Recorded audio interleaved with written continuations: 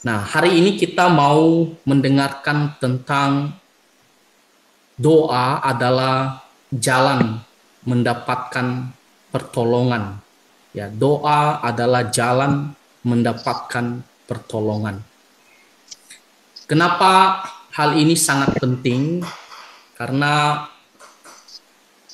kita sebagai usiawan tentunya banyak kesulitan, banyak penderitaan, banyak masalah yang kita hadapi juga. Nah, ada masalah atau kesusahan yang dimana bukan karena kesalahan kita. Misalnya ya, karena kita sudah tua ya, kita sakit-sakit ya, tulang-tulang kita sudah tidak kuat ya, atau mungkin ya kulit kita sudah sensitif sekali ya. Nah, ada juga kita mendapatkan masalah karena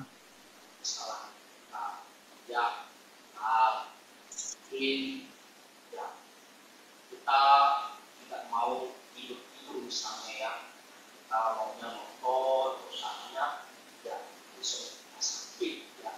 Nah, karena kita kurang tidur. Nah, itu akibat karena kesalahan kita. Nah, tetapi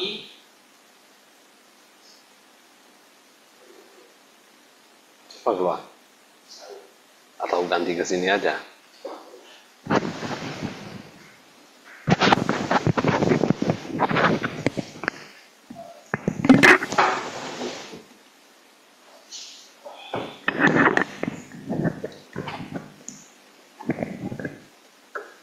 ya, nah, tetapi dalam kesulitan-kesulitan yang kita hadapi, ya tentunya membuat kita bisa berbagai macam tanggapan ya. Nah, kita mungkin ada yang menahan saja, ya. Ada yang mungkin kita tidak kuat, lalu kita mengeluh, atau mungkin kita bertanya-tanya ya kepada Tuhan, kenapa Tuhan ya saya alami semuanya ini.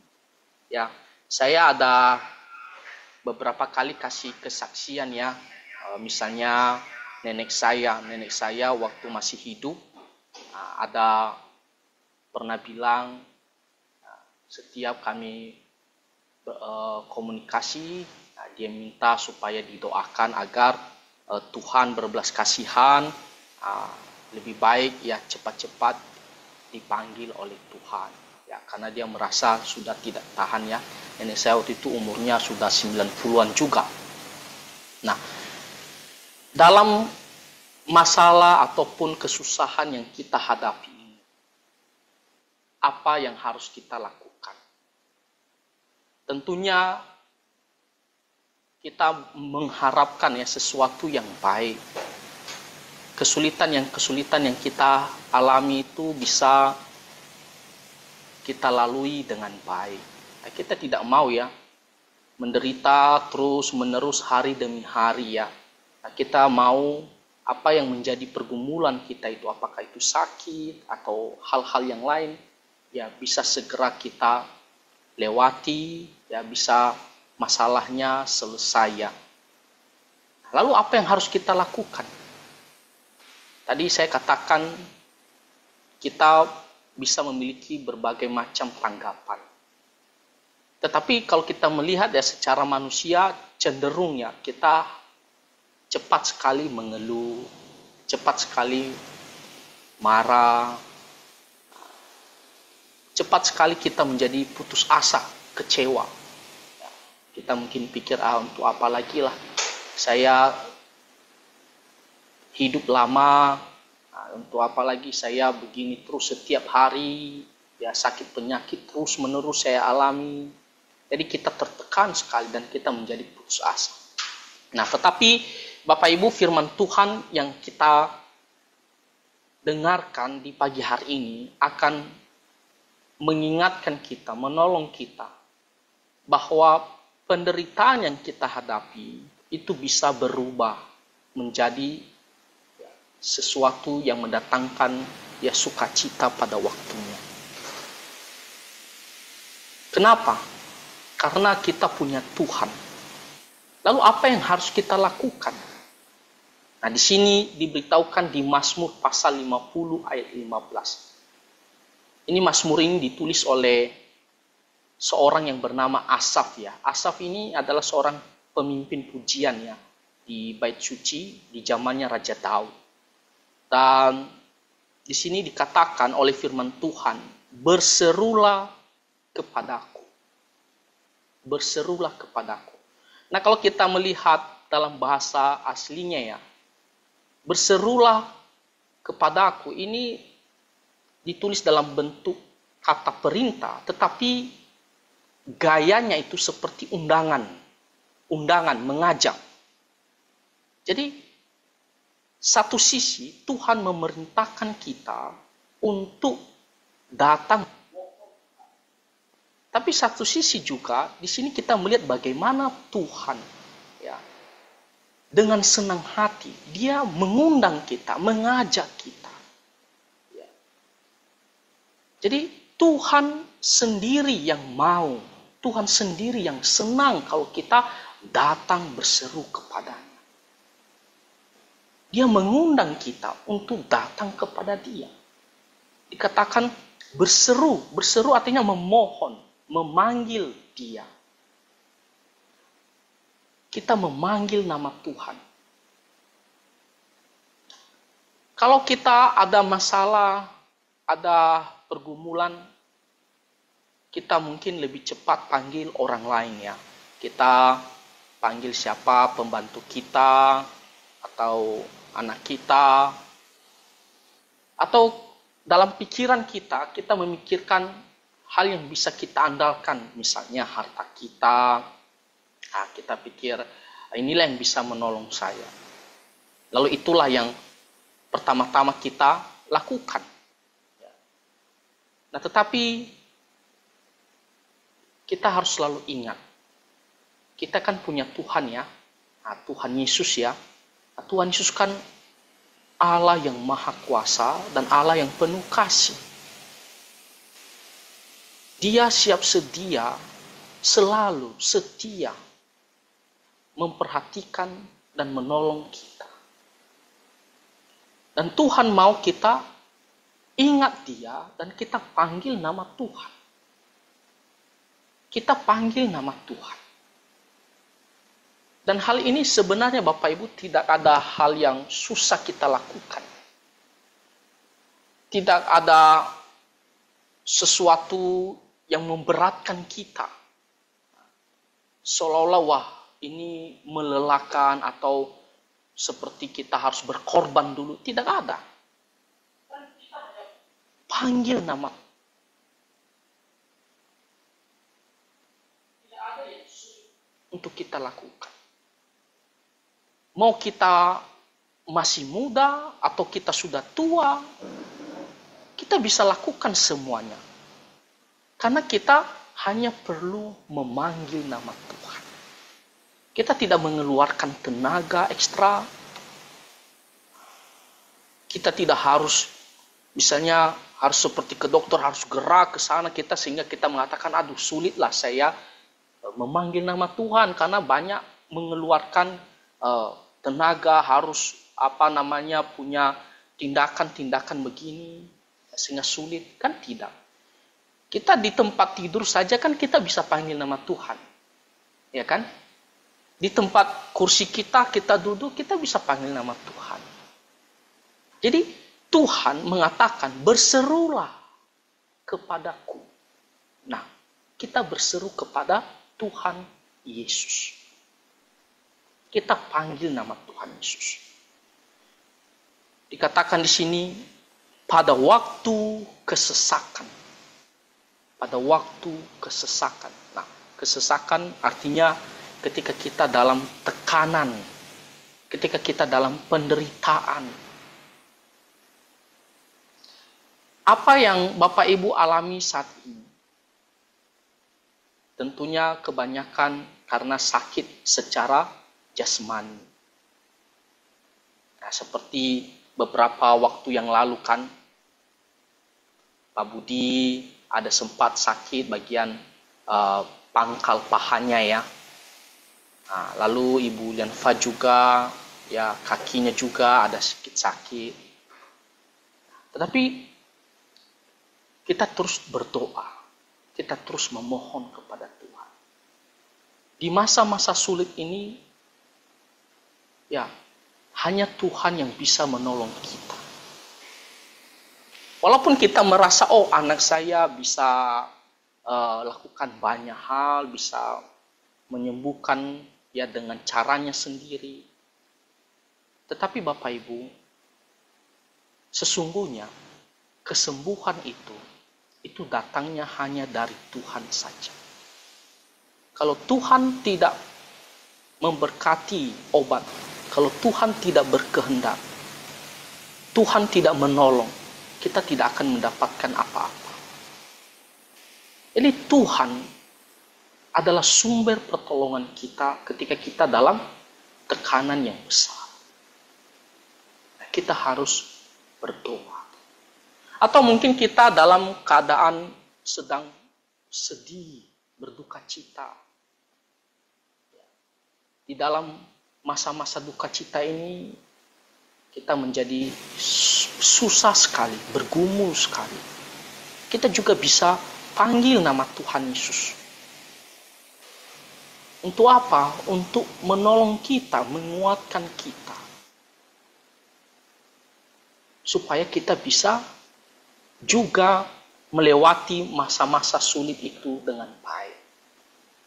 Atau kita juga melihat misalnya anak-anak kita, cucu-cucu kita yang lagi ada masalah, atau cucu kita yang lagi kurang sehat, atau susah sekolahnya. Kita juga, walaupun bukan kita yang merasakan secara langsung, tetapi kan ini kan orang-orang yang kita kasih. Kita juga bisa panggil nama Tuhan Yesus. Kita panggil berdoa, minta pertolongan. Tuhan, tolonglah anak saya ini. Ya, sekarang dia tidak ada pekerjaan. Usahanya makin menurun. Tuhan tolong bukakan jalan, Tuhan berkati supaya usahanya lebih bagus lagi. Atau anak kita yang susah dididik. Nah, kita bisa juga doakan. Cucu-cucu kita juga doakan. Ini adalah masa-masa pergumulan kita, kesulitan yang kita hadapi. Tapi di sini dikatakan, berserulah kepadaku pada waktu kesesakan. Nah, apakah ada kita berdoa ketika kita di dalam kesusahan? Nah, coba saya kembali tanya, ada berdoa setiap hari Bapak Ibu? Ada? Kalau ada, angkat tangan yang berdoa setiap hari. Oke, Ibu Manien, Ibu Lianfa, Bu Pekcu ya. Ibu Ekwa, Pak Budi, Ibu Aliu. Ya, saya yakin yang lainnya juga ada berdoa ya, mungkin sekali-sekali lah ya. Ibu Kuicing ya, juga ada berdoa setiap hari. Nah, sekarang pertanyaannya adalah, ketika Bapak Ibu ada sakit, ini khusus ini. Kalau setiap hari kan mungkin kita doa, misalnya kita mau tidur kan, kita doa, bangun kita doa. Tapi Bapak Ibu ketika dulu atau pernah sakit, ada berdoa sendiri tidak kepada Tuhan Yesus? Tuhan Yesus tolong saya. Selain kita minta Pak Pendeta atau lause-lause untuk bantu doakan, kita sendiri ada pernah tidak kita berdoa waktu kita sakit? Berdoa sendiri, Tuhan tolong saya. Ada? Kalau ada, angkat tangan. Wah, sama ya. Oke, puji Tuhan lah. Ya, memang itulah yang benar Bapak Ibu. Ketika kita dalam kesulitan ini, kita harus berdoa sendiri juga. Harus panggil nama Tuhan Yesus. Di sini dikatakan, aku akan meluputkan engkau. Nah, lihat, apa yang kita dapatkan ketika kita mencari Tuhan. kita memohon pertolongan daripada Tuhan. Kita mengandalkan Tuhan. Apa yang kita dapatkan? Lihat di sini dikatakan oleh firman Tuhan tadi, aku akan meluputkan engkau. Dalam bahasa aslinya ini adalah kata yang pasti. Ini bukan mudah-mudahan. Ini pasti. Meluputkan artinya apa? Membebaskan, menyelamatkan, melepaskan kita dari pergumulan, kesulitan yang kita hadapi. Jadi ini adalah janji Tuhan kepada kita. Bukankah kita harusnya lebih giat lagi untuk datang berdoa kepada Tuhan? Karena kita diberikan janji yang pasti bahwa Tuhan akan membebaskan kita, menolong kita.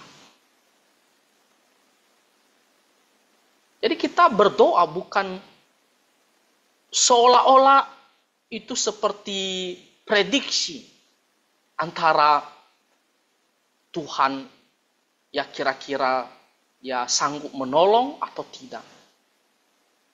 Atau doa kita itu mudah-mudahan bisa terkabul atau tidak. Itu bukan seperti begitu, Bapak Ibu. Kita berdoa karena Tuhan berjanji Dia akan menolong kita. Tentunya sesuai dengan waktunya Tuhan dan kehendaknya Tuhan. Tapi kehendak Tuhan pun, misalnya kehendak Tuhan yang lain, tetap kita juga menilai itu adalah jawaban doa yang terbaik daripada Tuhan. Tapi kita di sini dikatakan Dia akan melepaskan kita. Kalau kita ada bergumul, misalnya anak kita belum dapatkan pekerjaan, lalu kita berdoa. Dengan jalan Tuhan sendiri, cara Tuhan sendiri, nanti anak kita dipertemukan dengan satu tempat pekerjaan sehingga dia sudah bisa bekerja. Atau kita sedang sakit misalnya. Lalu sakit kita itu sudah lama, kelihatannya susah lah sembuh secara manusia ya.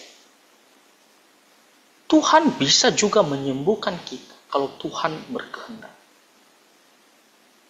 Tapi setidaknya Tuhan akan menguatkan kita, Tuhan akan menghibur kita, Tuhan akan menolong kita untuk bisa menjalaninya dengan baik. Itu juga pertolongan daripada Tuhan, Bapak Ibu.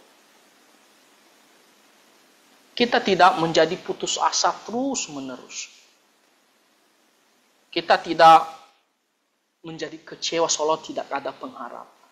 Ada orang kalau menghadapi masalah kan merasa saya tidak sanggup Tuhan, sudah saya tidak sanggup, lalu dia seperti maunya mau melarikan diri, mau menyendiri saja, karena dia merasa tidak sanggup semuanya. Tapi karena kita anak Tuhan, kita ada berdoa, Tuhan akan menguatkan Bapak Ibu. Kenapa Bapak Ibu bisa melewati masa tua sampai saat ini? Itu semuanya karena kemurahan Tuhan, pertolongan Tuhan. Kita semua, kita bisa sehat secara umum sampai saat ini. Tentunya masalah pasti ada. Tapi kita bisa menjalaninya dengan baik. Walaupun kadang-kadang mungkin kita bergumul, tapi kita masih bisa melewatinya. Yaitu semuanya karena pertolongan daripada Tuhan. Nah, bagi kita yang saat ini kita merasa saya ada sakit ini, lalu saya ada berdoa sama Tuhan. Tapi sampai saat ini Tuhan belum menolong saya atau belum menyembuhkan saya. Nah, kita mungkin merasa, saya kan sudah berdoa, tetapi kenapa saya belum disembuh-sembuhkan? Kenapa saya belum lepas daripada kesulitan ini? Nah, Bapak Ibu, kita tidak usah seperti kecewa atau kita berhenti berdoa. Kita harus terus berdoa. Terus berdoa. setidaknya kita akan terus dikuatkan, dihibur, ditolong oleh Tuhan untuk melewatinya dengan baik. Dan kalau Tuhan berkehendak, suatu hari juga ya apa yang menjadi sakit penyakit kita itu bisa sembuh. Bisa sembuh. Dulu ya saya sendiri ya, saya pernah kesleo bagian kaki kiri saya, ya bagian lutut. Itu gara-gara olahraga. Saya itu sudah berapa orang ya saya pergi ke tukang urut. Ya. Sakit sekali waktu diurut ya. Dan saya merasa saya tak akan bisa sembuh lagi gitu. Saya jalan lama, saya seperti pincang karena sakit sekali bagian lutut saya ini. Tapi tak akan bisa sembuh lagi. Dan saya pikir, ini umur makin tinggi, nanti makin parah ini. Karena kan tulang makin tidak kuat ya. Jadi saya suatu hari ya pasti akan cepat sekali pakai tongkat atau apalah. Jadi entah apa saya lupa waktu itu ya. Saya dikasih obat oleh saudara istri saya. Dia punya ipar. Mereka kan punya apotik ya. Lalu mereka kasih saya obat. Dan puji Tuhan ya, sampai saat ini saya tidak pernah merasakan sakit lagi kakinya. Dulu ya sakit sekali sampai menonjol tulangnya itu yang ke samping. Waktu saya ke Singapura juga sekolah, saya pernah dicek juga oleh orang tua teman saya ya, karena memang bapaknya ahli tulang. Ya, kebetulan dia penatua di gereja saya gitu, yang support saya. Dia pernah cek gitu. Ya dia bilang ya memang ada ini masalah gitu. Tetapi puji Tuhan sampai saat ini tidak merasa sakit ya. Saya tidak tahu apakah memang benar-benar sudah sembuh ya. Saya belum pernah ronsen memang. Tapi sampai saat ini saya sudah jalan juga jauh, saya pergi olahraga. Tapi saya tidak merasa sakit lagi. Ya mudah-mudahan itu memang sudah sembuh. Dan saya tidak merasa ada tulang yang seperti keluar lagi. Kalau dulu kan saya merasa ada seperti menonjol keluar sedikit. Gitu. Nah, ada berdoa, ada juga sampaikan, minta bantu didoakan. Ini adalah kesaksian ya. Kadang-kadang kita juga bisa mengalami hal itu. Ada sakit penyakit tertentu, kita merasa tidak akan sembuh, sulit gitu. Tetapi ternyata Tuhan sembuhkan dengan caranya sendiri. Tetapi kalaupun sakit penyakit itu akhirnya kita tidak sembuh, misalnya ya contoh, Tuhan pun tetap menolong kita. Dia menguatkan kita, dia menghibur kita, untuk bisa kita lewati dengan baik. Saya kasih contoh ya, dalam firman Tuhan, dalam Alkitab, Rasul Paulus ya. Rasul Paulus, dia ada mengalami satu penyakit, memang tidak jelas penyakit apa yang dia alami. Penyakit yang dia alami itu, dia merasa seperti duri dalam daging. Duri dalam daging itu benar-benar sakit. Duri saja tertusuk dari luar, dari kulit kita itu sudah sakit. Apalagi kalau dia berada di dalam daging kita kan, sakit sekali. Jadi itu gambaran seberapa sakitnya yang dialami oleh Rasul Paulus. Dan dia pernah berdoa sama Tuhan. Dia pernah memohon sama Tuhan. Tuhan, supaya Tuhan melepaskan penyakit itu. Pergumulannya itu. Tapi Tuhan menjawab kepada Rasul Paulus, ya, dengan kehendak lain. Biarlah penyakit itu tetap ada.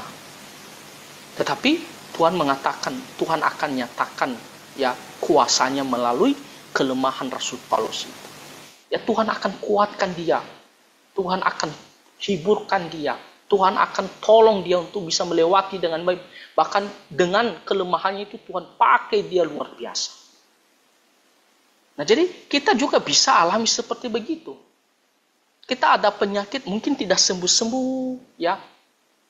Mungkin ya sampai kita mati pun tidak sembuh. Contohnya ya contoh.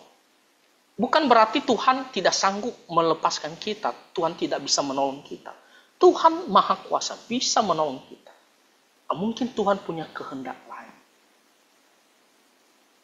Mungkin tujuannya supaya kita bisa ya lebih bersandar kepada Tuhan, ya lebih dekat dengan Tuhan. Ya, itu contoh, misalnya itu kehendak Tuhan. Tetapi setidaknya Tuhan akan menguatkan Bapak Ibu. Tuhan akan menolong kita. Ya, kita bisa menjalaninya dengan baik. Nah, jadi di sini Tuhan berjanji, Dia akan melepaskan kita, meluputkan.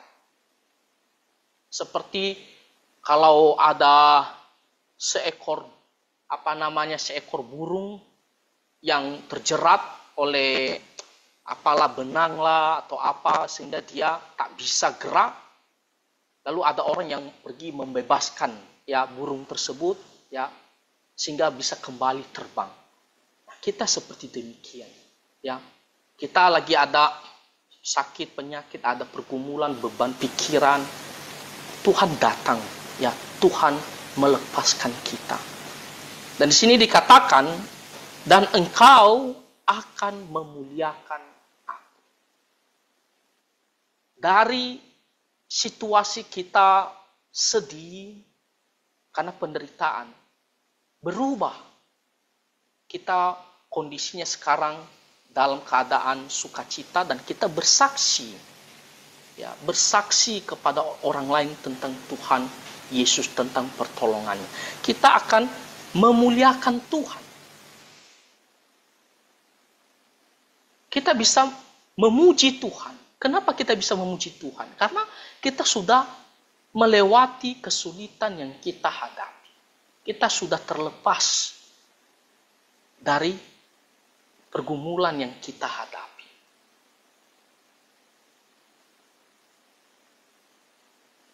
Hidup kita bisa berubah dari yang ada masalah, sekarang kita bisa mendapatkan kelegaan. Kita bisa ceritakan kepada teman-teman, kepada keluarga kita. Wah, puji Tuhan ya. Saya sudah merasa sekarang sudah sembuh. Ya, itu semuanya karena pertolongan daripada Tuhan. Puji Tuhan ya,